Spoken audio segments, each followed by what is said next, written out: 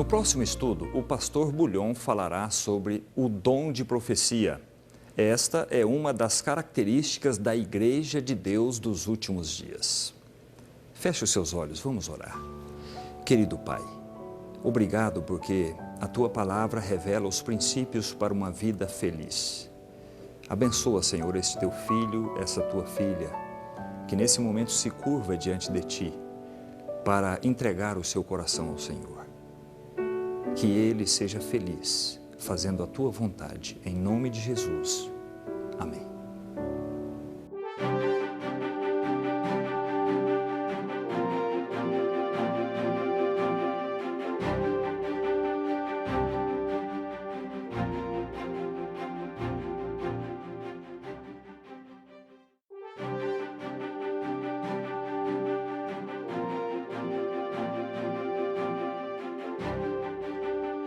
A Grande Esperança. Tema 14. O Dom de Profecia. Com Alejandro Bulhon. Olá, meu amigo. O tema para hoje é o dom de profecia.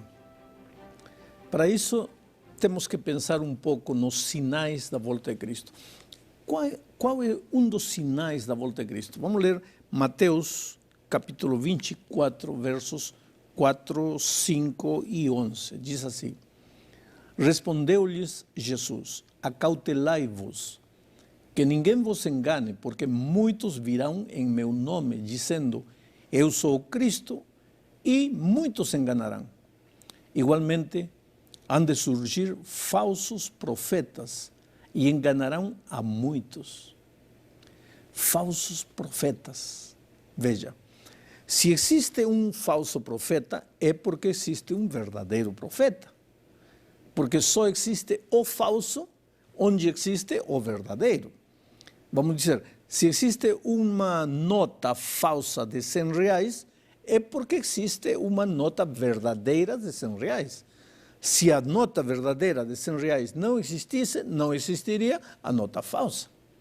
Quer dizer, para haver uma cópia, o que é falso, porque o falso é a cópia, tem que haver o original. O verdadeiro. E se o texto diz assim, que nos últimos dias, em nossos dias, antes da volta de Cristo, surgirão falsos profetas, é porque também existe profeta verdadeiro. Porque senão, como poderiam existir os falsos profetas? Agora, hoje, todo mundo se denomina profeta. Todo mundo diz, eu sou profeta, tá? O Senhor me enviou como profeta, enfim. Não basta isso, querido. Porém, Deus prometeu que na igreja, na sua igreja, nos últimos tempos, Deus levantaria o espírito de profecia, o dom de profecia. Veja o que diz aqui Joel, capítulo 2, versos 28.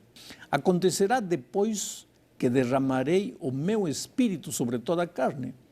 Vossos filhos e vossas filhas profetizarão, os vossos anciãos terão sonhos, os vossos mancebos terão visões. Aqui está claro. Nos últimos dias, Deus derramaria seu Espírito sobre a sua igreja e se levantariam profetas. Deus daria sonhos e visões. E pode se levantar em nossos dias, tranquilamente pode se levantar um profeta. Em nossos dias, agora, no século XXI, Deus pode levantar um profeta tranquilamente. A minha pergunta é, e como sabemos quem é profeta verdadeiro, quem é profeta falso? Porque não basta dizer, eu sou profeta. Amanhã eu posso dizer, Deus me deu um sonho, Deus me revelou, eu sou profeta da igreja. Basta dizer isso? Não. Deveríamos, por outro lado, quando alguém se levanta dizendo que recebeu uma profecia de Deus, deveríamos dizer, não, você é mentiroso. Não, cuidado. Então, veja, a maneira sábia como Deus nos orienta. 1 de João 4:1, que diz aqui o Senhor? Diz assim, amados, não creais a todo espírito, mas provai se os espíritos vêm de Deus, porque muitos falsos profetas têm saído pelo mundo afora. Qual é o conselho de Deus? Não creais. Não creais. Por quê? Porque tem falsos profetas. Então, quando alguém aparecer dizendo, eu sou profeta, não creais, mas também não rejeiteis. Nem crer, você não precisa nem crer e nem rejeitar. que precisa fazer? Provar. Provar se é um profeta verdadeiro ou não é um profeta verdadeiro. Agora, qual é a maneira correta de provar? Eu vou mencionar pelo menos 4 maneiras como se poderia provar se um profeta é de Deus ou não é de Deus. A primeira maneira está aqui em 1 de João, capítulo 4, verso 2. Diz: nisto conhecereis o Espírito de Deus. Todo espírito que confessa que Jesus Cristo veio em carne é de Deus. Primeira prova. O homem que diz, ou a mulher que diz que é profeta, tem que confessar que Jesus Cristo é Deus encarnado. Agora, se alguém se levanta dizendo, eu sou profeta, mas em seus escritos, em seus ensinamentos, naquilo que ele fala, dá a entender que Jesus não é Deus, ou dá a entender que Jesus não é Deus encarnado, então já pode tirar esse rapaz para lá, porque esse não é profeta de Deus, porque a primeira evidência, a primeira prova de que um profeta é profeta de Deus é que tudo que escreve, fala ou ensina tem que confessar que Jesus é Deus encarnado. Segunda prova, está aqui em São Mateus, capítulo 7, versos 15 e 16. Guardai-vos dos falsos profetas que vêm a vós disfarçados de ovelhas, mas interiormente são lobos devoradores. Pelos seus frutos os conhecereis. Colhem-se porventura uvas dos espinheiros ou figos dos abrolhos? Que está dizendo aqui o Senhor Jesus? Que uma das maneiras de conhecer a um profeta verdadeiro é por seus frutos. Que frutos produz? Chega o profeta na igreja, divide a igreja, qual é o fruto? Divisão ou unidade? O verdadeiro profeta teria que unir a igreja. O falso profeta divide a igreja. Qual é o fruto? Você observa a vida do profeta, daquele que diz que é profeta. Vê mentira, dá um cheque sem fundo, espera um pouco. Como que vai ser profeta? Porque o verdadeiro profeta, pois seus frutos são bons. Ele prega, e quando terminou de pregar, ele vai. Aí a igreja, em lugar de ficar amando mais Jesus, comprometida mais com a missão, respeitando mais a liderança, fica revoltada com a liderança, mais idolatrando ao profeta que ao próprio Senhor Jesus. Que fruto é esse? Cuidado. Então, até aqui já vimos 2 evidências de um profeta verdadeiro. Primeiro, tudo que fala, tudo que escreve, tudo que diz, confessa que Jesus Cristo é Deus, que se encarnou e veio a esta terra. Segundo, seus frutos. Vamos observar os frutos. Mas não basta isso. Tem uma terceira prova, e está aqui em Isaías, capítulo 8, versículo 20. Diz assim: a lei e o testemunho, se eles não falarem segundo esta palavra, nunca lhes raiará a alva. Quando um profeta aparece dizendo que é profeta, vamos ver. Aquilo que ensina está de acordo com a palavra de Deus? Está de acordo com a lei? Ou então o profeta chega e diz, não, Deus me revelou que a lei não serve já. Deus me revelou que a lei já acabou na cruz do Calvário. Espera um pouco. Não está claro na lei, na palavra de Deus, que a graça é graça e a lei é lei. E que o cristão na vida dele precisa a graça para salvá-lo e a lei para mostrar-lhe seu pecado. Não está claro. Como é que o profeta agora vem dizendo, Deus me revelou que já a lei mudou? Espera um pouco. Não pode ser assim, porque Deus é eterno. A erva seca, a flor murcha, o tempo passa, mas a palavra de Deus permanece para sempre. Então, nenhum pretenso profeta tem o direito de dizer, já mudou. Por isso, a terceira maneira de provar se um profeta é verdadeiro ou falso é ver o que fala. Está de acordo com os ensinamentos da palavra de Deus? Está de acordo com a lei de Deus? Isso é chave. Mas tem uma quarta maneira de provar um profeta, e está aqui em Deuteronômio, capítulo 18, versos 21 e 22. E se disseres no teu coração, como conheceremos qual seja a palavra que o Senhor falou? Quando o profeta falar em nome do Senhor, e tal palavra não se cumprir nem suceder assim, esta é a palavra que o Senhor não falou. Com presunção a falou o profeta, não o temerás. Oh querido, esto é interessante. Esto me impressiona a mim profundamente. O que está dizendo aqui Deus? Que quando um profeta profetiza e o que profetizou não se cumpre, pues está a evidência de que é um profeta falso. Agora, se ele diz algo e se cumpre, é profeta verdadeiro. Agora, para que um profeta seja verdadeiro, não tem que estar só uma das características na vida dele. Tem que estar as 4 juntas. E vou repetir as 4. Primeiro, em seus ensinamentos, naquilo que prega, naquilo que ele escreve, tem que confessar que Jesus é Deus, vindo em carne a esta terra para salvar o homem. Segundo, os frutos da sua vida têm que ser frutos bons. Terceiro, tudo que fala e tudo que ensina tem que estar de acordo com a palavra de Deus e com a lei. E quarto, quando profetiza algo, tem que se cumprir. Quando essas 4 características estão juntas na vida do profeta, então pode crer que esse é um profeta verdadeiro. Não importa a pessoa que se levanta dizendo que é profeta, vamos observar a vida. Agora eu te digo uma coisa, entre parênteses, geralmente aquele profeta que Deus levanta não anda dizendo só profeta, mas a igreja percebe que é profeta. Mas essa pessoa tem que passar pelas 4 provas. Qual seria uma das características da igreja de Deus no tempo do fim? A igreja remanescente de Deus nestes dias. Qual seria uma dessas características? Apocalipse 12, 17 diz: E o dragão irou-se contra a mulher, e foi fazer guerra aos demais filhos dela, os que guardam os mandamentos de Deus e mantêm o testemunho de Jesus. E o que é o testemunho de Jesus? Apocalipse 19, 10 dá a resposta. Então me lancei aos seus pés para adorá-lo, mas ele me disse: olha, não faça tal, sou conservo teu e dos teus irmãos, que têm o testemunho de Jesus, adora a Deus, pois o testemunho de Jesus é o espírito de profecia. Portanto, na igreja de nossos dias, Deus vai levantar um profeta. Mas para reconhecer se esse profeta é verdadeiro, precisamos nós aplicar as 4 provas. Se passa, é profeta verdadeiro. Se não, não.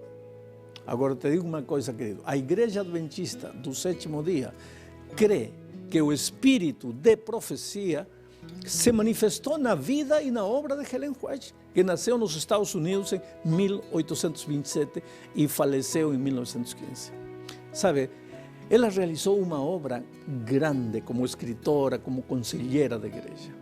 No entanto, nenhuma doutrina da igreja foi tirada dos seus escritos. Pelo contrário, ela afirma o seguinte: os testemunhos escritos não foram dados para proporcionar uma nova luz, mas para impressionar devidamente no coração as verdades da inspiração já reveladas. Isso está em Testemunhos, volume 2, página 280. Outra citação: a Bíblia é a nossa régua de fé e doutrina. Isso está em Obreiros Evangélicos, página 262. Ellen White foi submetida a vários testes bíblicos sobre a autenticidade de um profeta e foi aprovada em todos eles. Viveu e ensinou de acordo com a palavra de Deus. Seus escritos estimulam o amor a Jesus e a obediência aos mandamentos e nos orientam a compreender melhor a Bíblia. Ela sempre confessou que Jesus Cristo veio em carne. Também foi aprovada em testes físicos. Durante as visões, perdia a força natural e recebia força sobrenatural. Mantinha os olhos abertos e não respirava. Em certa ocasião, ela segurou uma Bíblia de 8 quilos no braço, estendido à altura do ombro. Ellen White viveu 88 anos. Recebeu mais de 2.000 visões e sonhos e escreveu mais de 100.000 páginas, que daria assim uma montanha do chão até aqui. Ocupa o 4º lugar entre os autores mais traduzidos do mundo, tendo seus escritos sido divulgados em mais de 150 idiomas. Suas obras mais conhecidas são Vida de Jesus, Caminho a Cristo, Desejado de todas as nações, O Grande Conflito, enfim. Oh, querido, eu dou testemunho da minha experiência. A Bíblia tem me mostrado, mas os escritos de Ellen White têm me ajudado a entender muitas coisas que não estava entendendo na Bíblia. Há um livrinho dela chamado Caminho a Cristo. Eu sou um apaixonado por aquele livrinho. Esse livrinho me ajudou a entender o tema da salvação pela graça, da justificação pela fé. O pai que lê Conselhos para Pais vai ser um melhor pai. O casal que lê Lar Cristão vai ser um melhor casal, mais unido e amando-se mais. O professor que lê Educação Cristã vai ser um melhor professor. O médico que lê Conselhos sobre Saúde vai ser um melhor médico. Ela não muda a Bíblia, ela não diz nada contra a Bíblia, ela não tira um conceito, coloca outro conceito próprio dela, nada. Por isso eu acredito nela. E acredito nela pela influência que ela exerceu na minha vida, porque me fez crescer espiritualmente. Então lê seus escritos. Não substitui os escritos deles pela Bíblia, não. Não tira a Bíblia e só lê ela, não. Lê a Bíblia e só a Bíblia. Mas lê os escritos dela e vai ver como esses escritos contribuem aos ensinamentos da Palavra de Deus. Que Deus te abençoe.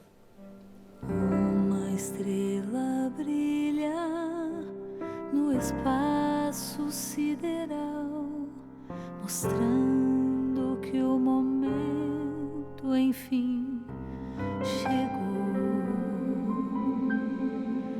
Todas as barreiras e limites naturais se rompem com a vinda do Senhor.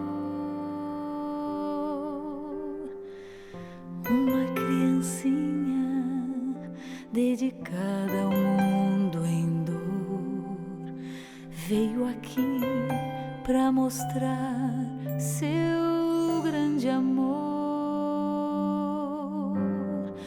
O amor venceu a morte. O amor venceu o mal, revelou seu mistério, vida e graça eterna. O amor comprou a vida.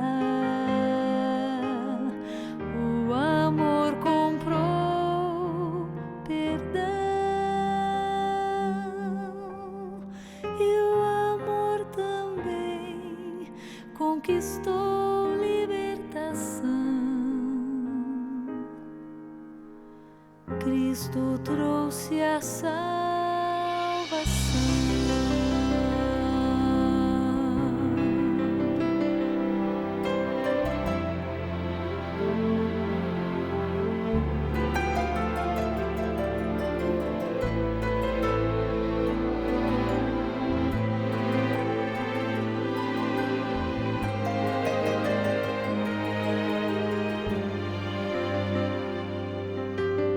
Uma nuvem branca vai surgir no céu azul, trazendo a criancinha de Belém. Não é mais menino, ele agora é Rei dos Reis e vem para resgatar os que são seus. Ele é coroado pelo Pai, o Deus Jeová, para sempre com justiça reinará. O amor venceu a morte. O amor venceu o mal, revelou o seu mistério, vida e graça eterna. O amor com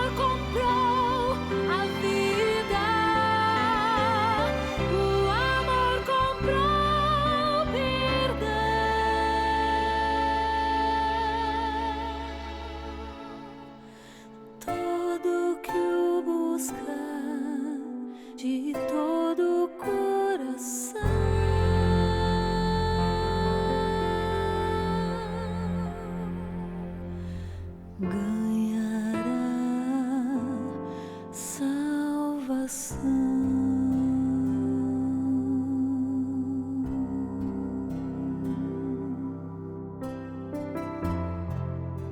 Um dos assuntos mais sérios de lidar com eles é como administrar a nossa vida, como lidar com as nossas finanças, com o cuidado do corpo, do nosso tempo, e esse será o estudo que o pastor Bulhon apresentará na sequência.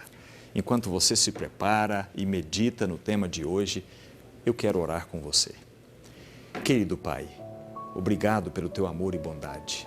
Obrigado porque a tua palavra nos faz avançar cada vez mais na compreensão da tua mensagem e do plano que o Senhor tem para a nossa vida. Abençoa, Senhor, esse teu filho que agora toma a sua decisão diante de Jesus. Conserve-o em teus braços de amor, pois é em nome de Jesus que pedimos. Amém.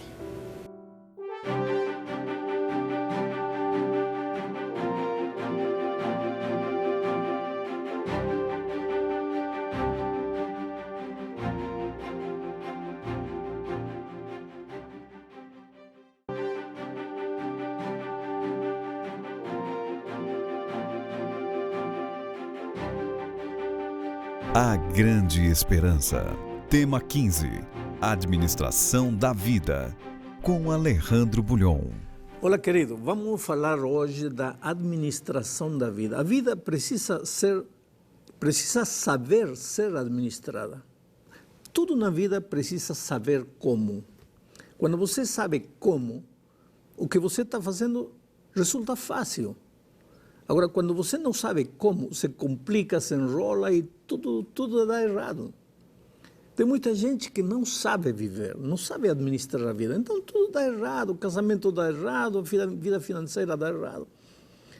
E muito cristão não entende bem o plano divino para a sua vida, porque muito cristão diz assim, não, o reino dos céus para nós está quando Cristo voltar, lá teremos mansões celestiais, lá as ruas serão de ouro. Nesta terra, o cristão tem que sofrer, tem que ser rejeitado, desprezado, tem que viver sem emprego.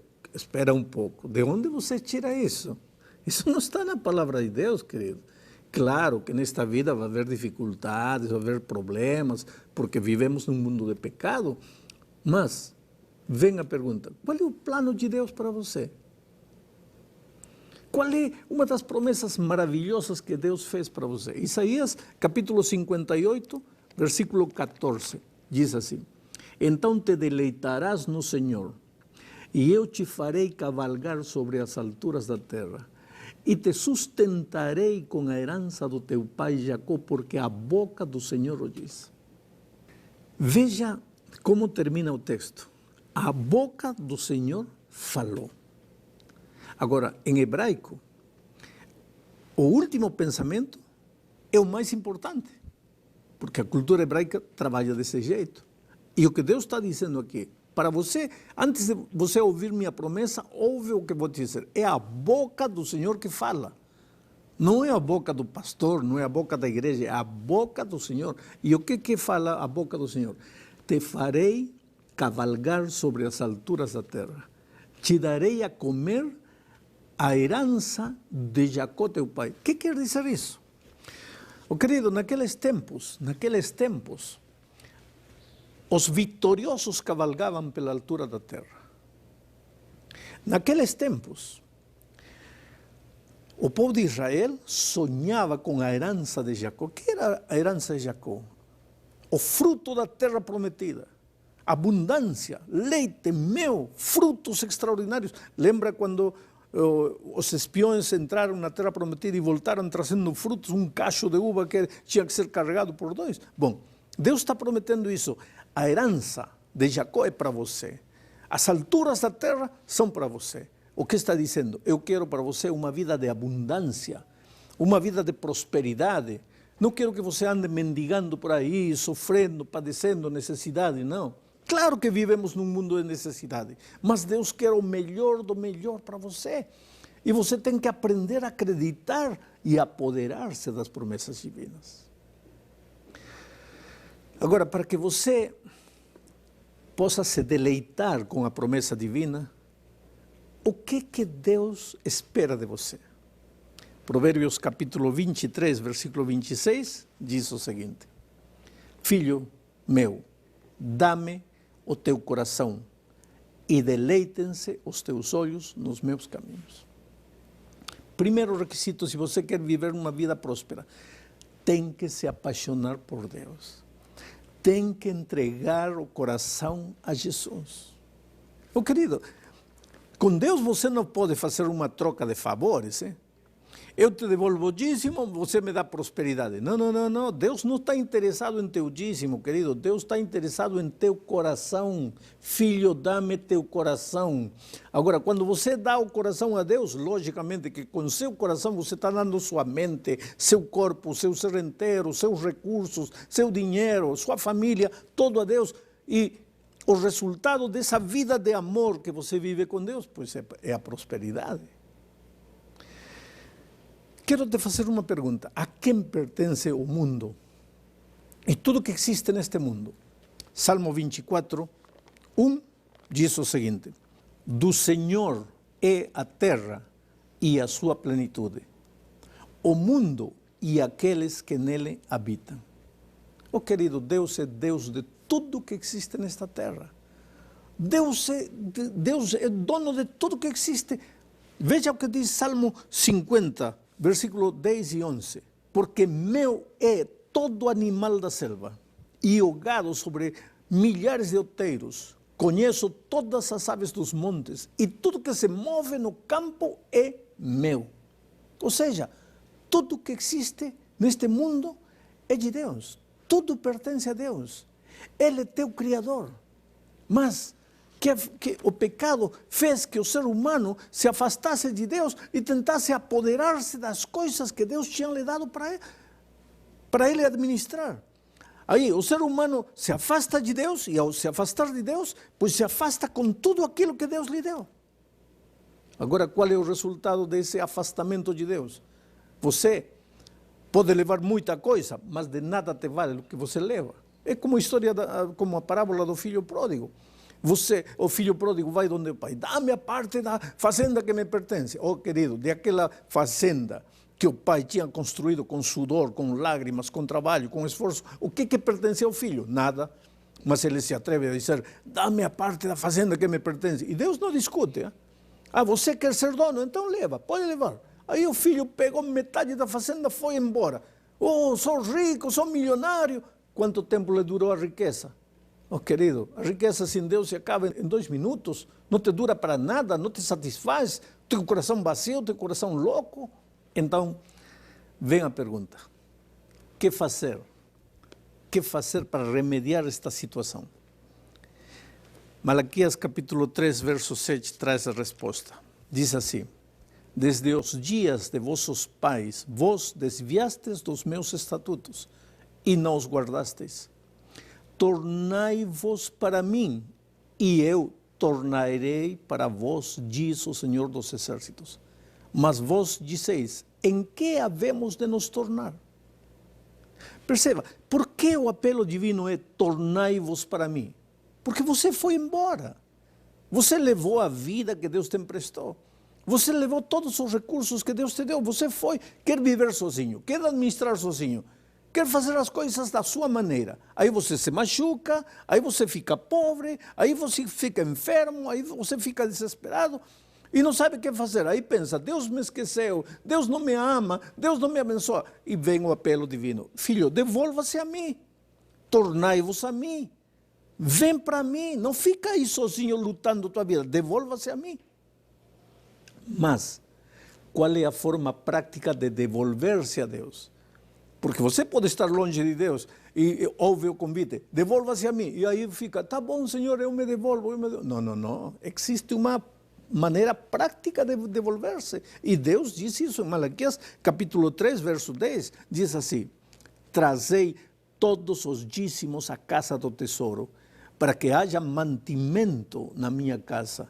E depois fazei prova de mim, diz o Senhor dos Exércitos, se eu não vos abrir as janelas dos céus e não derramar sobre vós tal bênção que dela vos venha a maior abastança. Aí está. Essa é a maneira prática de se devolver. Porque, querido, nós vivemos num mundo de teoria. Às vezes nós vivemos num mundo assim. Levantamos a mão, glória a Deus, cantamos com violão, Senhor, eu te adoro, tu és o dono da minha vida, eu me devolvo a ti, minha vida não me pertence, minha vida te pertence a ti. Muito bonito, eu gosto de música. A música é linda, a música é a linguagem dos céus. Mas, querido, a música, quando fica na música só, não é nada. Quantas vezes eu faço essa ilustração? Que teria sido de nós se Deus lá do reino dos céus nos tivesse visto na terra todos perdidos, condenados à morte? Aí ele pegava um violão e cantava: oh filhos, eu amo vocês, eu amo muito, mas vocês pecaram, vão morrer, que pena, mas eu amo vocês. Que teria sido de nós? Mas Deus não ficou na música. Claro que ele tem declarações maravilhosas de amor na Bíblia, diz: eu te amo, minha misericórdia dura para sempre. Mas ele fez mais que uma declaração de boca. Ele enviou seu filho, ele doou, ele entregou tudo que tinha, a vida de seu filho, e Jesus Cristo morreu na cruz do Calvário. Agora, se você diz que ama Jesus, se Deus é o Senhor da tua vida, se Ele é o soberano na tua vida, você precisa dizer: Senhor, te devolvo minha vida, te amo, te dou meu coração, sim. Mas tem que doar-se para Ele. E a melhor maneira de doar-se neste mundo, infelizmente, é o de dinheiro, querido. Porque eu conheço muita pessoa que diz: oh Senhor, tu és maravilhoso. Agora, quando mexeram em tua carteira, aí você já... E Deus sabe que isso é a vida prática. Por isso disse: filho, você quer reconhecer que eu sou dono da tua vida? Então 10% de tudo que você tem me pertence. Me devolve. E me prova agora. Porque eu vou abrir as janelas dos céus e vou derramar bênçãos. E vou fazer mais. E veja a promessa de Malaquias capítulo 3, versos 11 e 12. Malaquias diz assim: também por amor de vós reprovarei o devorador, e ele não destruirá os frutos de vossa terra, nem a vossa vide no campo lançará o seu fruto antes do tempo, diz o Senhor dos Exércitos. E todas as nações vos chamarão bem-aventurados, porque vós sereis uma terra deleitosa, diz o Senhor dos Exércitos. Que coisa, querido, que maravilhosa promessa de Deus. Se você é fiel a Deus, Deus vai te abençoar, vai repreender o devorador. Em meio da crise você vai ser vitorioso, Deus vai te dar abundância. Mas agora vem a pergunta: e como é que se usa o dinheiro? E para que estou dando dinheiro para a igreja? Para que estou devolvendo o dízimo? O que vão fazer com esse dinheiro? Interessante. E você tem todo o direito de saber o que a igreja vai fazer com o teu dinheiro. Então vou te responder com um texto bíblico. 1 Coríntios capítulo 9, versos 13 e 14. Não sabeis vós que os que administram o que é sagrado comem do que é do templo? E que os que servem ao altar participam do altar? Assim ordenou também o Senhor aos que anunciam o Evangelho, que vivam do Evangelho. O querido, a Igreja Adventista usa o dinheiro do dízimo para duas coisas: a pregação do Evangelho e a manutenção dos ministros que dão toda a sua vida e todo o seu tempo para pregar o Evangelho. Eu fico muito feliz pela fidelidade da igreja, porque graças à fidelidade da igreja, por exemplo, que estes estudos podem ser preparados, que os livros podem ser preparados, que os folhetos podem ser preparados, que pode haver televisão, que pode haver rádio. A evangelização do mundo está realizando com a fidelidade do povo de Deus.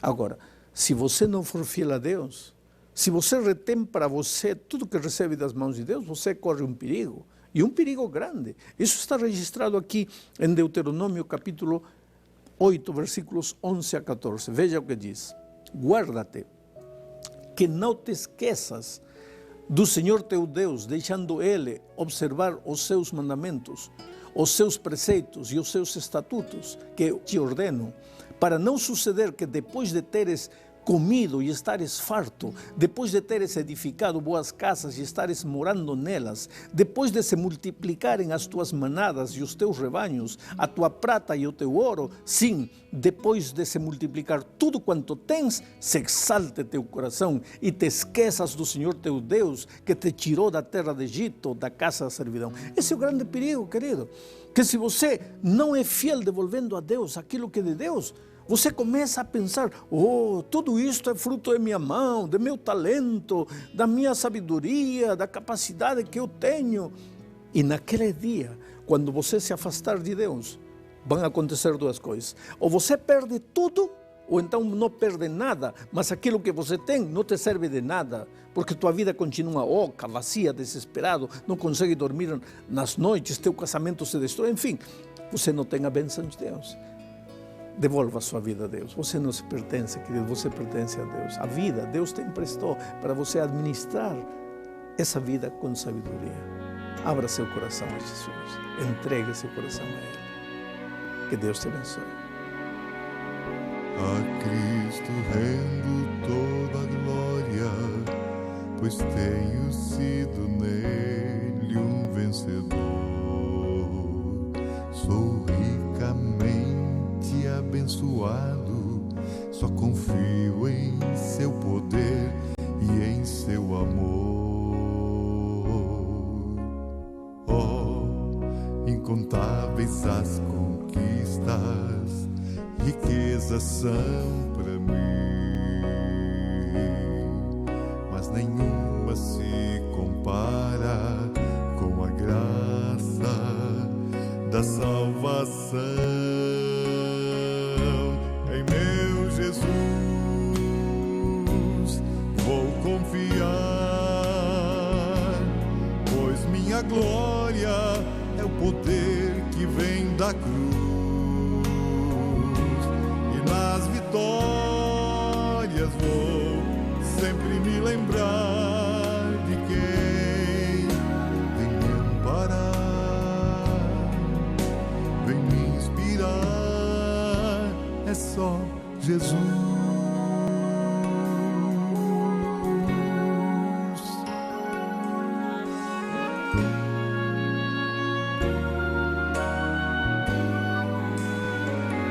A Cristo rendo toda a glória, pois somente Ele é o Redentor. Só um Deus tão amoroso pode me fazer um vencedor.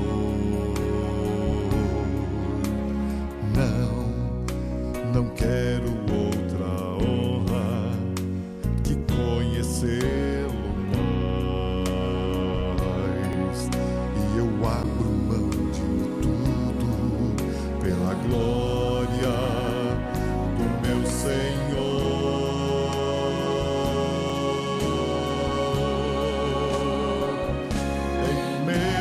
Jesus,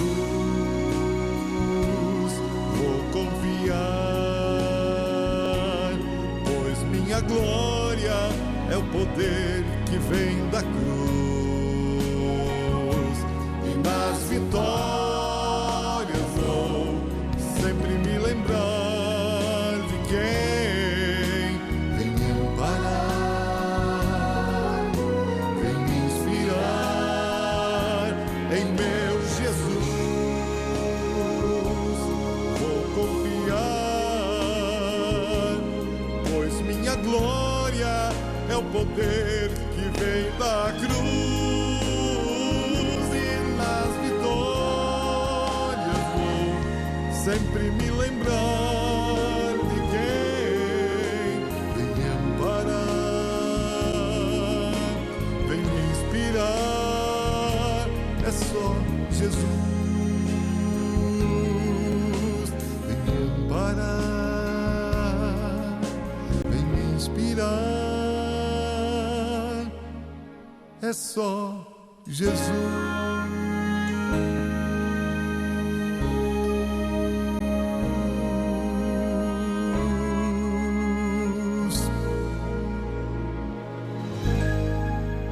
Como é bom ser fiel ao Senhor, não é verdade? Isso você aprendeu no estudo de hoje, mas no próximo estudo vamos aprender algo muito importante. Qual é a igreja verdadeira? Quais são as características da igreja de Deus no fim dos tempos? Eu aguardo você para o próximo tema com o pastor Alejandro Bulhon. Feche os seus olhos para orar. Pai querido, nós queremos ser fiéis ao Senhor. Abençoa esse teu filho e essa tua filha, que no seu coração ele tenha tomado a decisão de te servir e fazer a tua vontade. Pois é em nome de Jesus que rogamos. Amém.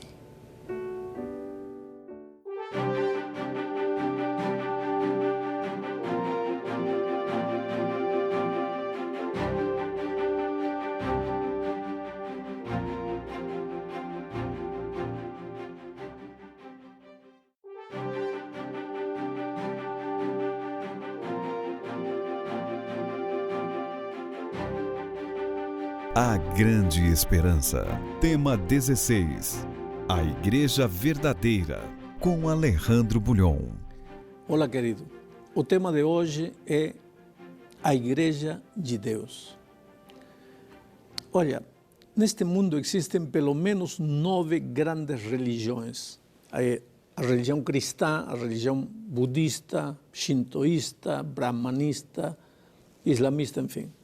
Só dentro da religião cristã existem pelo menos 4.000 divisões. Cada dia aparecem novas divisões.